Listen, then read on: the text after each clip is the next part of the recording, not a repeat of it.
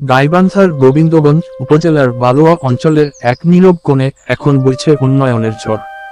এলাকাটি যেটি আগে পরিচিত ছিল ৪১ মাইল নামে, আজ সেখানে গড়ে উঠেছে একটি চাইনিজ ক্যাম্প, CSCC-10। এই ক্যাম্প এখন উত্তরাঞ্চলের সড়ক যোগাযোগ ব্যবস্থায় এক বৈপ্লবিক পরিবর্তনের কারিগর। চাইনিজ ক্যাম্পের কর্মব্যস্ততা ছড়িয়ে পড়েছে মোকামতলা থেকে পলাশবাড়ি পর্যন্ত। প্রায় ২৫ কিলোমিটার দীর্ঘ এই বিশ্ব রোডে চলছে ৪ লেনের আধুনিক মহাসড়ক নির্মাণের কাজ।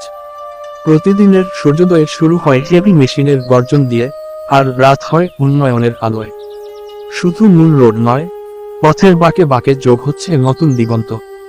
বালুয়া ফ্লাইওভার, যা বদলে দেবে এলাকাবাসীর দৈনন্দিন যাতায়াত। গাইবান্ধার মোড় আন্ডারপাস, নিচ দিয়ে যাবে গতি, উপর দিয়ে যাবে ইতিহাস। গোবিন্দগঞ্জ ঐতিহাসিক ফ্লাইওভার, এক সময়কার স্বপ্ন আজ বাস্তবতার দুয়ারে দাঁড়িয়ে। এইসব কাজ পরিচালিত হচ্ছে সর্বাধুনিক প্রযুক্তি ও অ্যাডভান্সড ইঞ্জিনিয়ারিং টেকনোলজির মাধ্যমে। স্থানীয় শ্রমিক ও আন্তর্জাতিক টেকনিশিয়ানদের সমন্বয়ে গড়ে উঠছে এক নতুন বাংলাদেশ, যেখানে সময়ের সাথে পাল্লা দিয়ে গড়ে তোলা হচ্ছে উন্নয়নের মহাসড়ক।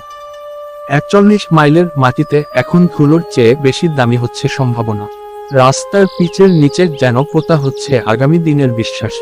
শেষ কথা, ৪১ মাইল আর কেবল একটি মাইলফলক নয়, এটি এখন একটি প্রতীক, উন্নয়নের এক নতুন দিগন্ত, যেখানে প্রতিটি ইট, প্রতিটি পাথর বলছে বাংলাদেশের এগিয়ে যাওয়ার গল্প।